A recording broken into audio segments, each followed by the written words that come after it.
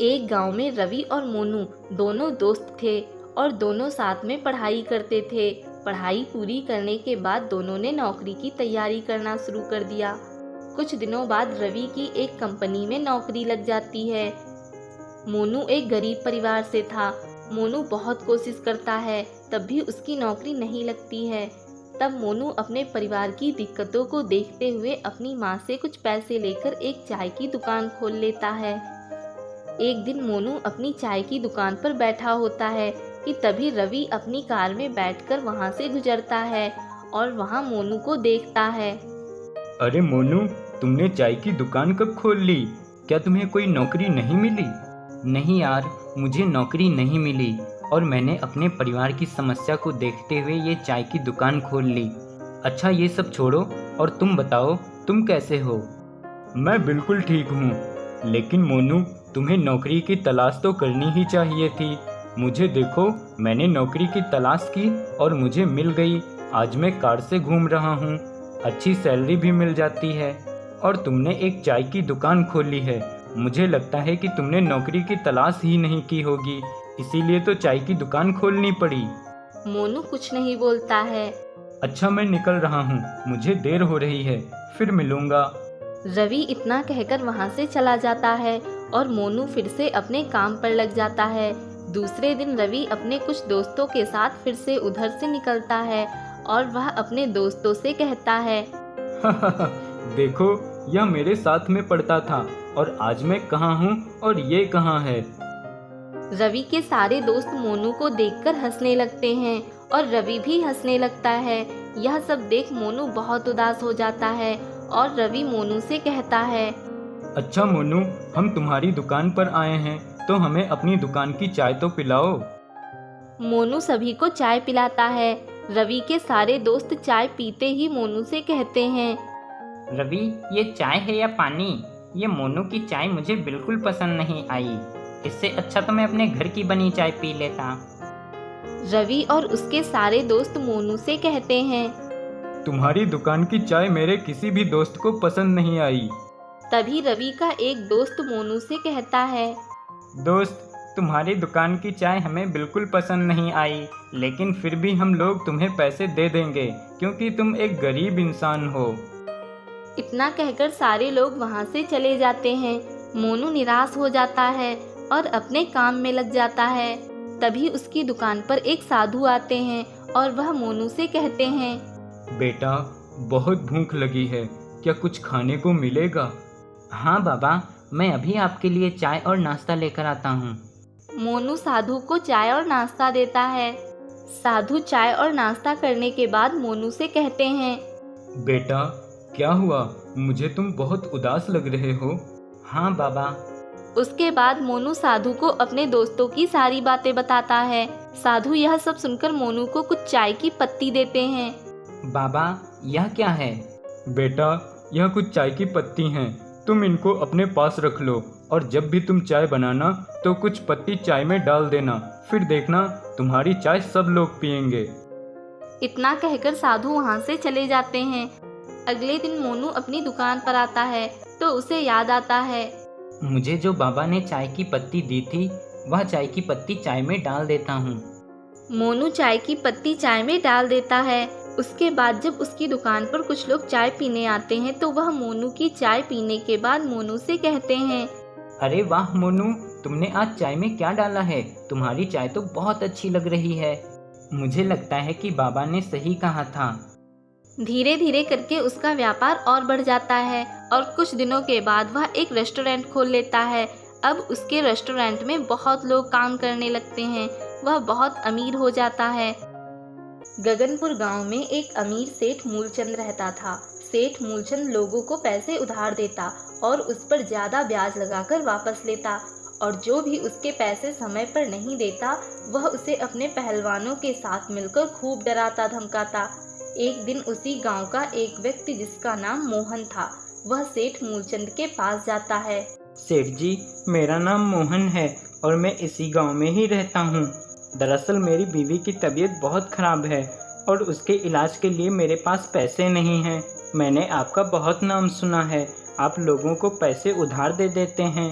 सेठ जी, मुझे कुछ रुपयों की ज़रूरत है, कृपया मेरी मदद करें, मुझे अपनी पत्नी का इलाज कराना है। ठीक है, मैं तुम्हें पैसे दे दूंगा, पर मुझे 1 महीने बाद पैसे और उस पे 1.5 गुना ब्याज भी चाहिए। अगर तुम्हें मंजूर हो तो मैं तुम्हें पैसे देने को तैयार हूँ। मोहन इतना ज़्यादा ब्याज सुनकर सोच में पड़ जाता है। इतना ज़्यादा ब्याज मैं कैसे दे पाऊँगा? अब मैं क्या करूँ, कहाँ जाऊँ? अगर पैसे लेता हूँ तो ब्याज बहुत चुकाना पड़ेगा, और अगर नहीं लेता हूँ तो मेरी पत्नी की जान को खतरा है। मोहन ना चाहते हुए भी सेठ से 40,000 रुपए उधार ले लेता है और वहाँ से निकल जाता है। सेठ का एक नौकर मोहन को पैसे लेते देख लेता है। अच्छा, तो ये मोहन सेठ जी से इतने सारे रुपए लेकर जा रहा है। अगर ये रुपए मुझे मिल जाएं तो 6 महीने तक ऐसी ही ऐश होगी। उसी रात वह नौकर मोहन के घर से वह पैसे चुराकर चुपके से भाग जाता है और अगली सुबह मोहन देखता है कि उसके रखे हुए पैसे वहाँ नहीं हैं। मोहन घबराकर इधर उधर देखने लगता है, पर उसे कहीं पैसे नहीं मिलते। मोहन जल्दी से जाकर सेठ को सारी बात बताता है। देखो, मैं कुछ नहीं जानता। मैंने तुम्हें कल 40,000 रुपए दिए थे और वो मुझे चाहिए ही चाहिए, वरना तुम जानते नहीं हो मैं तुम्हारा सब कुछ जब्त कर लूँगा। पर सेठ जी, नहीं, मैं कुछ नहीं जानता। मैं तुम्हें 2 दिन का वक्त देता हूँ। तुम मेरे 40,000 रुपये लौटा दो, वरना मैं ब्याज लगाकर तुमसे पूरी वसूली करूँगा, फिर चाहे कुछ भी हो। सेठ की बातें सुनकर मोहन उदास होकर अपने घर चला जाता है और सेठ गुस्से से कहता है, ये जग्गू नौकर कहाँ मर गया? आज आया क्यों नहीं? लगता है आज इसे भी सबक सिखाना पड़ेगा। सेठ गुस्से से जग्गू नौकर के घर जाता है। वहाँ सेठ देखता है जग्गू नशे में अपने घर पर ही पड़ा था और उसके पास ढेर सारे रुपए भी रखे हुए थे। यह देखकर सेठ गुस्से से जग्गू को आवाज लगाता है। जग्गू, जग्गू, सेठ की आवाज सुनकर जग्गू तुरंत खड़ा हो जाता है। जग्गू, ये सब क्या है? और आज तुम काम पे क्यों नहीं आए? और ये इतने सारे पैसे कहाँ से आए तुम्हारे पास? सेठ जी, ये पैसे मेरे ही हैं सेठ जी। क्या ये पैसे तुम्हारे हैं? सच सच बताओ, वरना अभी तुम्हें पहलवानों से पिटवाता हूँ। नहीं सेठ जी, मैं बताता हूँ, ये पैसे मैंने मोहन के घर से चुराए हैं। मुझे माफ़ कर दो सेठ जी, मैं ऐसा दोबारा नहीं करूँगा। ठीक है, ये पैसे मुझे दे दो, ये मोहन को मैं वापस दे दूँगा, और आज माफ़ कर रहा हूँ। अगली बार ऐसी गलती मत करना, वरना मेरे पहलवान तुम्हें पीट पीट कर तुम्हारा भरता बना देंगे। सेठ वह पैसे लेकर अपने घर चला आता है और सोचता है, ये पैसे मोहन के घर से चोरी हो गए थे। अब उसे क्या पता पैसे किसने चुराए थे। अगर ये पैसे मैं फिर से अपने पास ही रख लूं तो मेरा 2 गुना फायदा हो जाएगा। सेठ उन पैसों को अपने पास ही रख लेता है और 2 दिन बाद वह मोहन के घर जाता है। मोहन, मैंने तुम्हें 2 दिन का वक्त दिया था और वह पूरा हो चुका है। चलो जल्दी से अब मेरे पैसे मुझे वापस लौटाओ। पर सेठ जी, आप तो जानते हैं पैसे चोरी हो गए हैं और मैं अपनी पत्नी का इलाज भी नहीं करा सका उन पैसों से, और 2 दिन में इतनी बड़ी रकम मैं कैसे चुका पाऊंगा? वो सब मैं नहीं जानता, मुझे मेरे पैसे चाहिए आज ही, वरना तुम्हें अपना घर खाली करना पड़ेगा। मोहन सेठ के आगे काफी गिड़गिड़ाता है, मोहलत मांगता है, पर सेठ मोहन की एक न सुनता और सेठ मोहन का घर खाली करवा लेता है।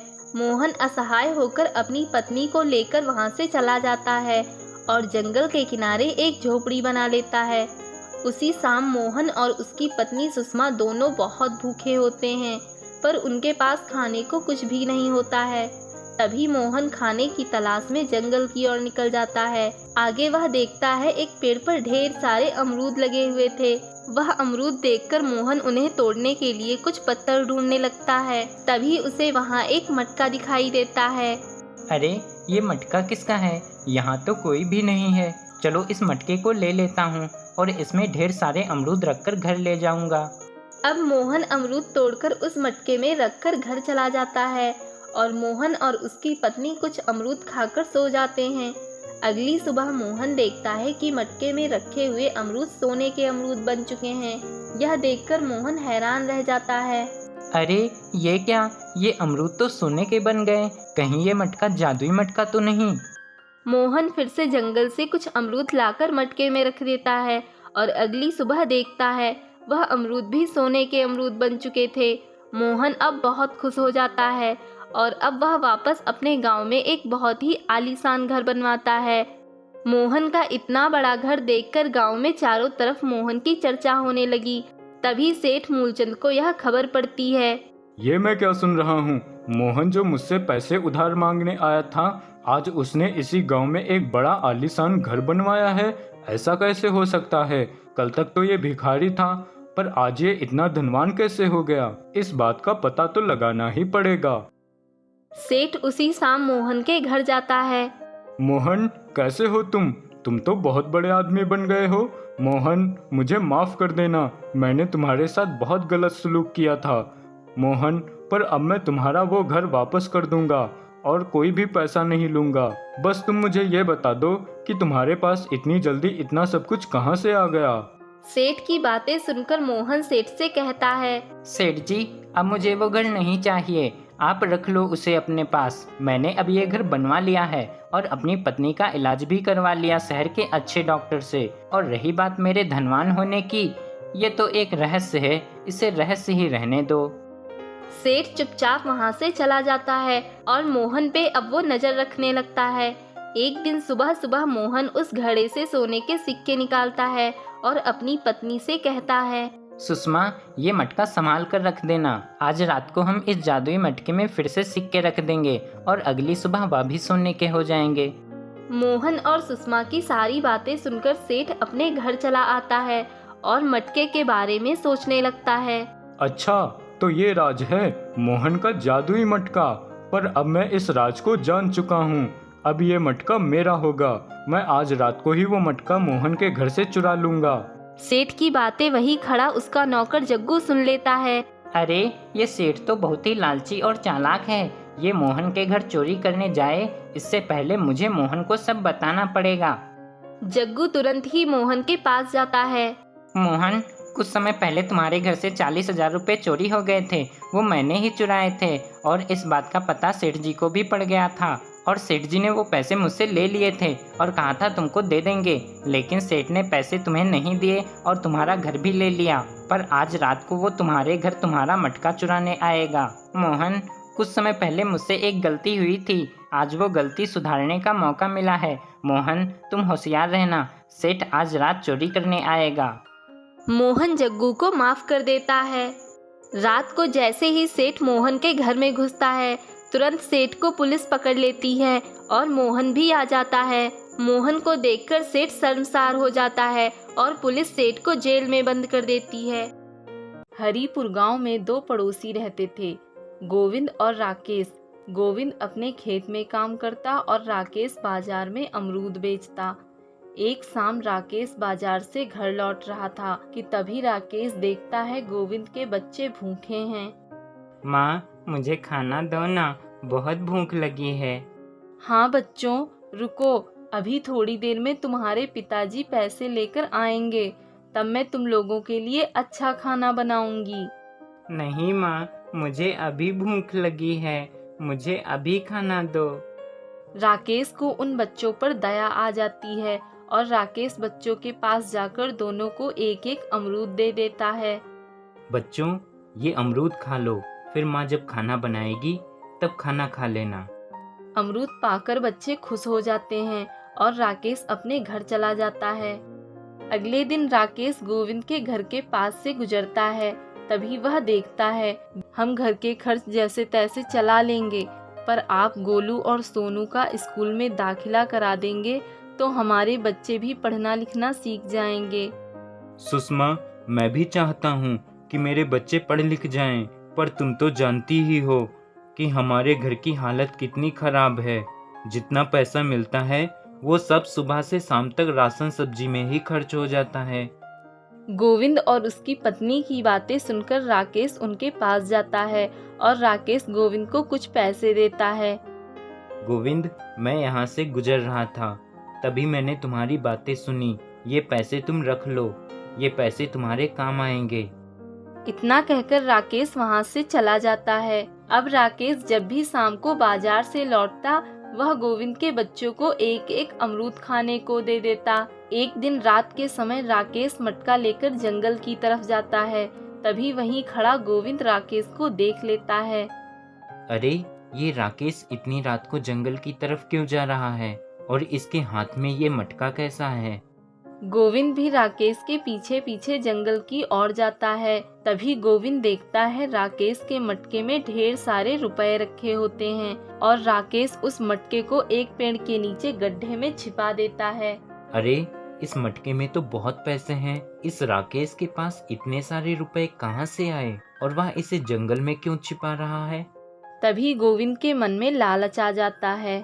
अगर ये रुपए मुझे मिल जाएं तो मेरे कष्ट दूर हो जाएंगे और मैं अपने बच्चों का स्कूल में दाखिला करवा सकूंगा और भी ढेर सारी समस्याएं हल हो जाएंगी। राकेश के जाने के बाद गोविंद चुपके से उस मटके को चुराकर अपने घर ले आता है। अरे, ये क्या है? ये मटका कहाँ से लाए? अरे चुप रहो, इस मटके के बारे में किसी को कुछ नहीं बताना, समझी? लेकिन इस मटके में है क्या? अरे, इस मटके में ढेर सारा धन है और इसके बारे में किसी को कुछ नहीं बताना, वरना ये जिसका है वो ले जाएगा। पर ये है किसका और आप इसे क्यों ले आए हो? ये तो मुझे भी नहीं पता कि ये किसका है, पर ये मुझे मिला है। अब ज्यादा सवाल मत करो। गोविंद मटके को घर में छिपाकर रख देता है। कुछ दिनों बाद राकेश उस पेड़ के पास जाता है। तभी वह देखता है वहाँ मटका नहीं होता है। राकेश के मानो पैर के नीचे से जमीन खिसक गई हो। हे भगवान, ये क्या हो गया? मेरे पैसे कहाँ गए? अब मैं क्या करूं? हे भगवान, मैं लुट गया, बर्बाद हो गया। मेरी जीवन भर की कमाई किसी ने चुरा ली। अब मेरा क्या होगा? अब मेरा जीना बेकार है। राकेश रोते हुए वहीं एक पास की नदी के पास जाता है। राकेश उस नदी में कूदने ही वाला होता है। तभी नदी से एक आवाज आती है, रुको राकेश, तुम्हारे धन चोरी हो जाने की वजह से तुम अपनी जान देना चाहते हो? यह सुनकर राकेश आश्चर्यचकित रह जाता है और वह नदी से कहता है, हे देवी, मेरी जीवन भर की कमाई किसी ने चोरी कर ली। अब मेरे पास कुछ भी नहीं बचा है। अब मैं जीकर क्या करूँगा? तभी नदी राकेश से कहती है, राकेश, तुम फिर से एक नए जीवन की शुरुआत करो। तुम्हें फिर से सफलता मिलेगी और यदि तुम्हें कोई भी मुश्किल आए तो तुम मेरे पास जरूर आना। राकेश नदी की बात मानकर वापस घर चला जाता है। अगली सुबह वह देखता है कि उसकी टोकरी में रखे अमरूद सोने के अमरूद बन चुके हैं। यह देखकर राकेश बहुत खुश हो जाता है और खुशी से झूमने लगता है। तभी गोविंद राकेश की आवाज सुनकर राकेश के घर आ जाता है और वह टोकरी में रखे सोने के अमरूद को देखकर कहता है, राकेश, क्या हुआ? तुम इतना शोर क्यों मचा रहे हो और ये सुनहरे अमरूद कहाँ से लाए हो? तभी राकेश गोविंद को सारी बात बताता है और गोविंद से कहता है, गोविंद, तुम इसमें से कुछ सोने के अमरूद ले लो और अपने बच्चों का भविष्य अच्छा बनाना। राकेश की बात सुनकर गोविंद बहुत शर्मसार हो जाता है और कहता है, राकेश, मैं ये सोने के अमरूद नहीं ले सकता। मैंने पहले से ही तुम्हारा सब कुछ ले लिया है। क्या? यह क्या कह रहे हो तुम गोविंद? हाँ राकेश, मैंने ही जंगल से पेड़ के नीचे छुपा तुम्हारा रुपयों से भरा मटका चुरा लिया था। मुझे माफ कर दो राकेश, मैंने तुम्हारे साथ बहुत गलत किया। गोविंद, ये अमरूद में से तुम कुछ अमरूद ले जाओ, क्योंकि अगर तुमने मेरे रुपए नहीं चोरी किए होते तो मैं ना ही नदी के पास जाता और ना ही आज मुझे ये सोने के अमरूद मिलते। राकेश कुछ अमरूद गोविंद को दे देता है और बाकी अपने पास रख लेता है और खुशी खुशी अपना जीवन जीता है।